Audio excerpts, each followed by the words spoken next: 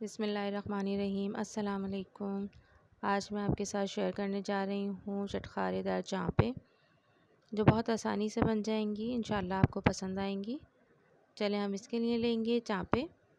Mutton की भी ले सकती हैं आप, बीफ की भी ले सकती हैं, जो आपके पास हो। इनको मैंने अच्छी तरह से वॉश कर लिया है। ये इस तरह के पीसेस होते हैंगे, बड़े बड़े से हड्डियों के साथ। इन्हें हम चाँपें कहते हैंगे। चलें, हम इसके अंदर अब मसाले ऐड करेंगे। इसके अंदर जो मैं पहली चीज़ डाल रही हूँ वो प्याज है। एक दरमियाने साइज़ की मैंने प्याज ली है, उसको मैंने चॉप कर लिया था। इसके अंदर हम जो डालेंगे लहसुन अदरक 1 टेबल स्पून। इसके अंदर जाएगा नमक 1 टीस्पून। हल्दी डालेंगे हम इसमें 1/2 टीस्पून। पानी का 1 गिलास डालेंगे हम, और इसको हम अच्छी तरह से मिक्स करेंगे। मिक्स करने के बाद हम इसको चूल्हे पे रखेंगे।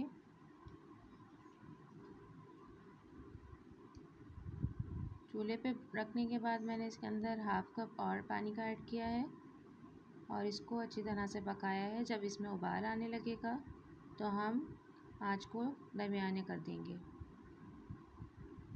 देखिए ये पकना शुरू हो गया है। अब हम इसको तकरीबन 30 मिनट के लिए बंद करके ढक्कन और फिर पकाएंगे। आँच को मैंने दरमियाना कर दिया है ताकि हमारा ये पकता रहे। देखिए अच्छी तरह से हमारा पक चुका है। हमें गोश्त को 90% गलाना है। जब ये अच्छी तरह से गल जाएगा तो हम जी थोड़ा सा आपको पानी नज़र आ रहा है, इसको भी हम खुश्क कर लेंगे।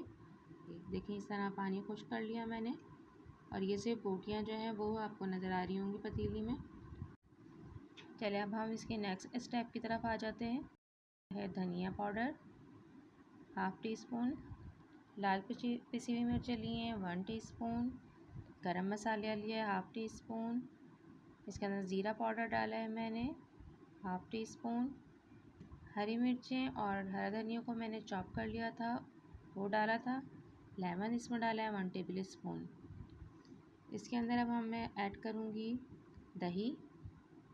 दही मैंने यहाँ आधा कप लिया है और अच्छी तरह से मैंने इसको फेंट लिया था। इसके अंदर अब जाएगा नमक, जो हस्बे जायका होगा। मैंने यहाँ 1 टेबल स्पून डाला है नमक, और इसको अच्छी तरह से हम दही में मसाले को मिक्स कर लेंगे।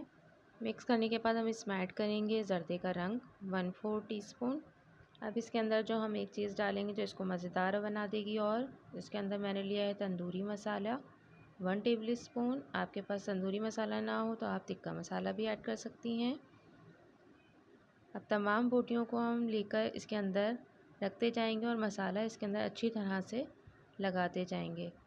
इस तरह से इसका पीस मैंने इसके अंदर बाउल में रखा, और चमचे की मदद से या हाथ की मदद से आप इसके ऊपर अच्छी तरह से मिक्स कर दें,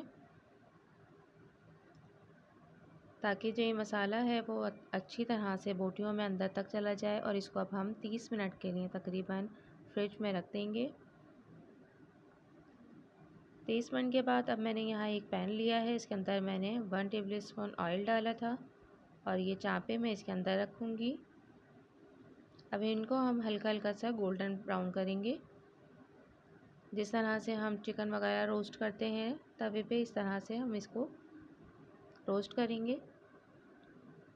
पीसेस रखने के बाद जो मसाला मेरा थोड़ा सा बाउल में रह गया था, मैंने चमचे की मदद से देखें इस तरह से उसके ऊपर आप डाल दीजिएगा, ताकि वो तमाम मसाला बोटियों में ही अच्छी तरह से चिपक जाए।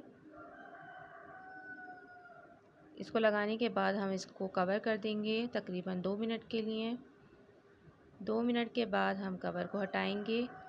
देखें हम इसका मसाला काफ़ी हद तक खुश्क हो चुका है और बोटियों पे लगा हुआ है। अब तमाम पीसेस को हम आराम से पलट देंगे। देखें कितना अच्छा सा प्यारा सा कलर आया है इसके ऊपर, गोल्डन गोल्डन सा। इसी तरह से हम इसको दूसरी तरफ से भी फ्राई करेंगे। दूसरी तरह से भी फ्राई करने के बाद जो मसाला है देखिए वो खुश्क होता जाएगा और पीसेस पे ही अच्छी तरह से लग जाएगा। इसके बाद आप इसके अंदर कोयले का दम दे दें। कोयले का दम देने के बाद तकरीबन 15 मिनट के बाद आप इसको सर्व कर सकती हैं। ये मज़ेदार सी रेसिपी है, इंशाल्लाह आपको पसंद आई होगी। ट्राई ज़रूर कीजिएगा और मुझे कमेंट्स में ज़रूर बताइएगा कि आप लोगों को ये कैसी लगी। ऊपर से आप इसके ऊपर थोड़ा सा नींबू छिड़क दें। इसे रायते के साथ, केचप के साथ मज़ेदार एंजॉय करें। इंशाल्लाह आपको पसंद आई होगी। इजाज़त दीजिए, मिलूँगी अपनी नेक्स्ट रेसिपी के साथ। अल्लाह हाफ़िज़।